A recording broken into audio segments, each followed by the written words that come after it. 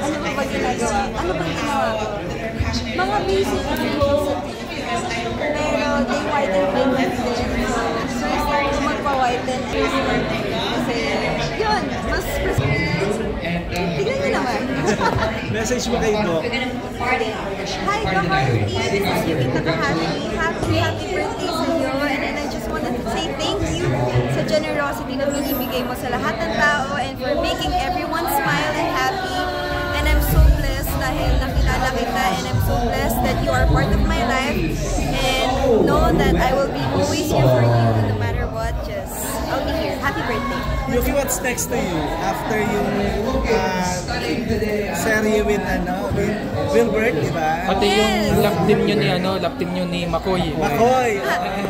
So yung Pure Gold, ayan, hopefully magkaroon ng season 2. So we're just manifesting pa for the season 2 ng Pure Gold.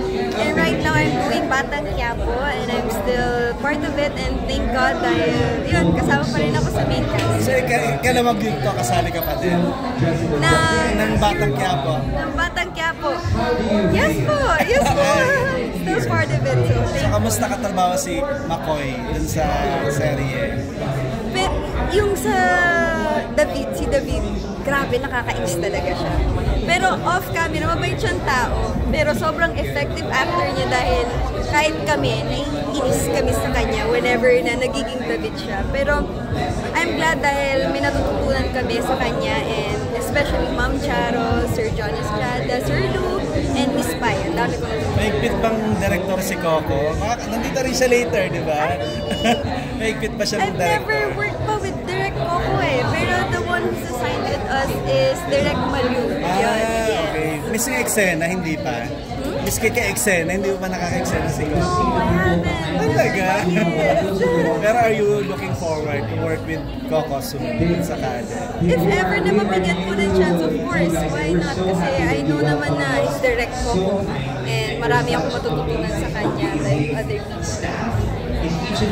Kamusta ka love team? Kumbaga parang love team na kayo ni Makoy dito, di ba? May mga galing Kamusta yung pagtanggap ng mga fans ninyo sa isa't isa? May mga messages ka bang natatanggap, nababasa, mga comments? Thankfully wala naman kasi sobrang weird ng concept ng love team namin dito.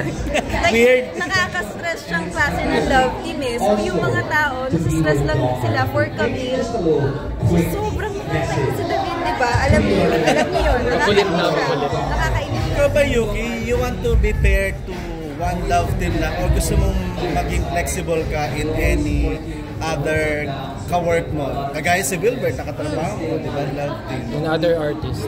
I think I would like to be flexible kasi I know if you work with different co-actors, you would learn a lot from them. And yeah, yun. It's really, for me, it's really about the learning process na I would aim for. Sino bang dream mo pa makasama sa mga shows? Mga pelikula, teleserye? Makatrabaho, pamilya, artist. Maka-partner.